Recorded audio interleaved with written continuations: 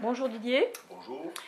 On voulait un petit peu savoir comment te situer et comment tu te situais au niveau du staff de l'équipe de France, quel était ton rôle et tes missions, et pour extrapoler un peu ton rôle et tes missions auprès de la filière jeune masculine auprès de la DTN. Alors, mon rôle au sein de l'équipe de France A masculine est de faire en gros ce que je faisais déjà sur le terrain en tant qu'entraîneur. Donc la particularité, c'est que maintenant j'ai vraiment un œil extérieur, ce qui me permet de corriger vraiment ce qui se passait dans mon dos et je ne le voyais pas forcément tout le temps. Et donc il y a vraiment une complicité avec Claude à ce niveau-là et puis on met vraiment des stratégies en place puisque c'est pas le tout de mettre une défense en place, il faut aussi penser aux rotations. Puisque si on a deux pivots ou en fonction de la stratégie d'attaque, donc il faut vraiment, c'est vraiment un travail d'équipe afin de pouvoir, au niveau des stratèges, au niveau des préparations des matchs. Concernant les jeunes, la fédération m'a missionné sur toute la filière, justement pour qu'on ait une ligne directrice, qu'on puisse travailler sur vraiment le même schéma et pas qu'on retrouve peut-être un gamin au bout de 6 ans, après avoir terminé son cursus, justement, qui arrive en France A et qui soit dépaysé, qui dise je ne sais pas ce que vous faites. D'accord. Donc c'est vraiment avoir un travail en continuité justement pour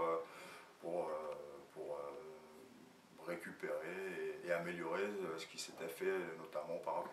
D'accord, ça veut dire que quelqu'un qui n'a pas fait par exemple les 2 premières équipes de France, il arrive en junior, s'il a suivi le cursus, il peut être à même de rattraper. Voilà, donc c'est une richesse.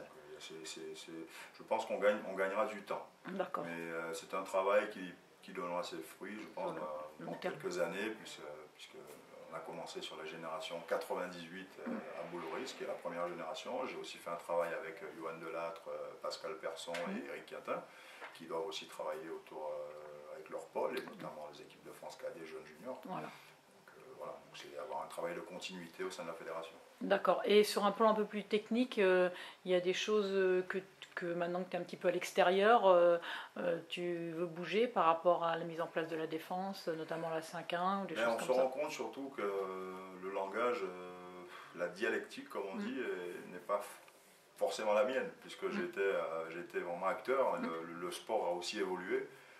On parle de homme à homme, de zone, mais ce sont des principes de jeu, mais ce n'est pas forcément une stratégie. Une stratégie mise en place par rapport à un adversaire donné, éliminer les rapports de force. Donc quel est le rôle d'un ailier quand il y a une rentrée, le rôle de l'arrière du numéro 2 à l'opposé du pivot, etc. etc. Donc c'est pour pouvoir notamment, moi je parle surtout de stratège. D'accord. D'accord, stratégie par rapport au rapport de force.